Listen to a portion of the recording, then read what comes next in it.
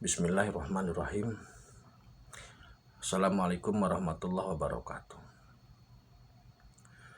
Dengan selalu memanjatkan puji dan syukur kepada Allah, semoga kita selalu dalam berkah lindungan dan ridho Allah Subhanahu wa taala.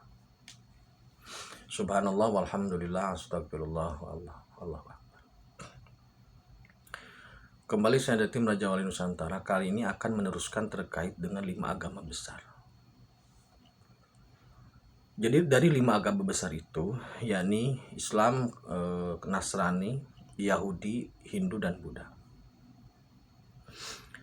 Dari 5 agama besar tersebut, hanya 3 agama yang memiliki misi. Sekali lagi, dari 5 agama besar tersebut, hanya 3 yang memiliki misi. Yang pertama, agama Islam. Misinya apa? Misinya itu adalah sampaikanlah walaupun 1 ayat. Balago ani walau ayat. Itu misinya. Yang kedua, itu Nasrani. Nasrani itu punya misi. Nah, misinya apa? Menyelamatkan domba-domba yang tersesat. Nah, yang ketiga apa? Yang ketiga Buddha. Buddha itu misinya Kunjoro Karna, menuju nirwana. Nah, 3 agama besar ini punya misi. Islam menyampaikan walau 1 ayat, Nasrani menyelamatkan atau mengembalikan domba-domba yang tersesat, kemudian Buddha itu Kunjoro Karna. Jadi Kunjoro Karna itu adalah membunuh hawa nafsu, melemahkan hawa nafsu untuk bisa mencapai nirmana dengan cara moksa gitu. Jadi melepaskan dunia untuk mencapai nirwana. Nah, sedangkan Yahudi itu tidak memiliki misi. Kenapa demikian? Karena Yahudi itu eksklusif atau a priori. Eksklusif. Eksklusifnya apa? Orang yang beragama Yahudi itu pasti bangsa Yahudi. Jadi agama mereka itu terbatas pada nasab gitu loh. Makanya kalau ada orang Indonesia yang tidak keturunan Yahudi tidak bisa beragama Yahudi. Mereka terbatas pada darah gitu loh. Sehingga tidak ada penyebaran agama Yahudi. Tidak ada. Tidak bisa orang selain suku atau bangsa Yahudi beragama Yahudi, itu tidak bisa. Tidak akan diakui oleh mereka. Jadi mereka itu eksklusif sekali. Itu untuk Yahudi seperti itu. Makanya Yahudi ya tidak ada misi. Walaupun Yahudi menggunakan kitab perjanjian lama ya, Torah. Itu misinya sebenarnya hampir sama dengan Nasrani. Tapi kalau Yahudi, karena mereka memang terbatas untuk mensiarkan agamanya, ya tidak bisa. Jadi ya otomatis hanya untuk bangsa Yahudi gitu. Nah, kemudian kalau Hindu itu eksklusif juga. Eksklusifnya apa? Karena ada struktur kasta. Sehingga dalam umat Hindu, perempuannya boleh menikah dengan siapa saja, tapi laki-lakinya hanya kepada orang Hindu. Karena apa? Karena untuk menyelamatkan kasta. Jadi dalam struktur agama Hindu, umat Hindu, kalau dia sudah, ya sudah selamanya gitu. Nah, itu jadi 3 misi agama besar itu adalah Islam menyampaikan walau 1 ayat, kemudian Nasrani menyelamatkan atau mengembalikan domba yang tersesat, dan Buddha untuk Kunjoro Karna. Nah, kemudian tanpa saya bermaksud mencampuri keyakinan agama lain, ini hanya saya menyampaikan informasi yang saya dapat dan memang harus disampaikan. Sekali lagi, saya tidak bermaksud terutama kepada umat Buddha. Saya mohon maaf sebelumnya. Ini saya menyampaikan info yang saya dapat dari spirit. Jadi umat Buddha itu misinya adalah melepaskan dunia untuk mencapai nirvana. Nah, Siddhartha Gautama selaku orang yang memproklamirkan atau selaku orang yang mendirikanlah agama Buddha itu. Jadi sampai saat ini umat Buddha itu belum memiliki Tuhan. Gitu loh. Belum memiliki Tuhan. Masih dalam perjalanan gitu loh. Siddhartha Gautama sendiri itu masih dalam perjalanan di alam antara, yaitu di nirwana. Nah, karena orang Buddha itu belum ada Tuhan gitu loh. Karena orang itu belum ada Tuhan, sedangkan maka orang Buddha itu juga dikasih misi tambahan gitu loh.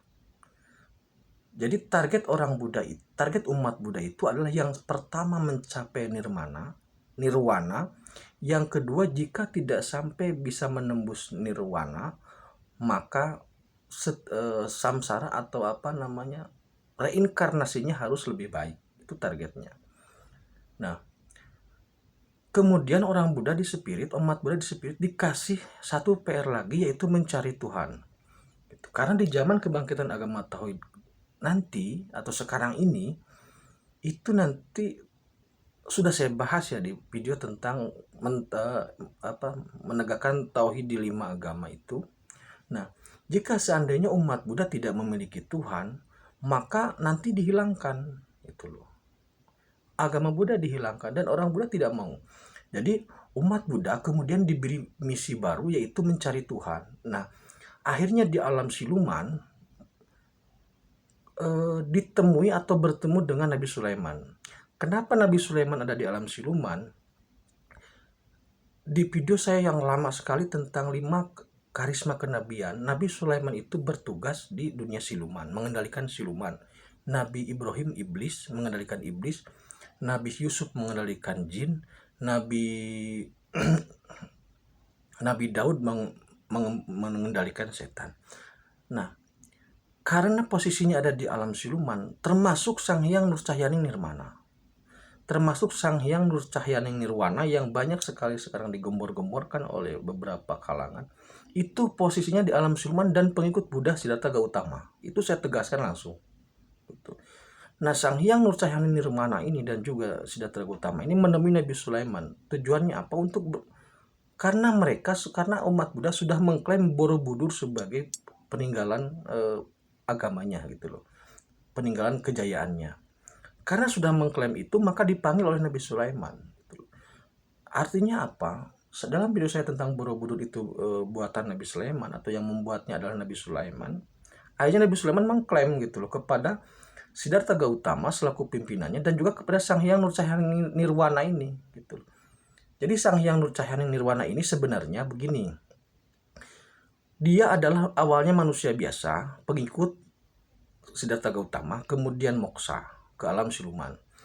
Nah, di alam siluman itu ada nama Sang Hyang Nurcahyaning Nirwana. Nama ini kosong karena memang dari awal nama itu adalah imajiner seperti hanya Semar.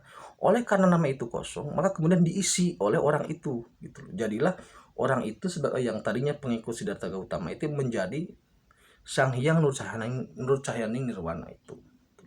Jadi aslinya itu kosong, tapi diisi oleh siluman itu. Nah, dipanggil oleh Nabi Sulaiman untuk diklaim kenapa Borobudur di ini dan siapa Tuhanmu gitu loh. Kok berani mengklaim Borobudur buatanku dan siapa Tuhanmu? Akhirnya karena kebingungan, Siddhartha Gautama kemudian memproklamirkan diri bahwa Tuhanku adalah Tuhannya Daud dan Sulaiman. Jadi karena Siddhartha Gautama sudah mengklaim Borobudur sebagai bagian dari tempat ritualnya untuk Waisak itu, maka untuk meneruskan itu, maka Siddhartha Gautama menyatakan kepada Nabi Sulaiman bahwasanya Borobudur akan terus dipakai oleh umat Buddha, tetapi Tuhan kami adalah Tuhannya Daud dan Tuhan Sulaiman. Jadi pencarian umat Buddha terhadap Tuhan sudah selesai, bahwa Tuhannya umat Buddha itu adalah Tuhannya Daud dan Sulaiman. Itu di spirit. Nah, kemudian porsi agamanya di dunia ini Hindu dan Yahudi hanya 10%. Karena apa? Hindu dan Yahudi itu terbatas, eksklusif tadi sudah saya bilang. Yahudi eksklusif, Hindu eksklusif. Kemudian Islam 30%, Nasrani 30%, dan Buddha 30%. Buddha itu banyak, dari India sampai ke Tibet itu banyak sekali. Islam Timur Tengah kemudian ke Timur, kemudian Nasrani Eropa, Amerika.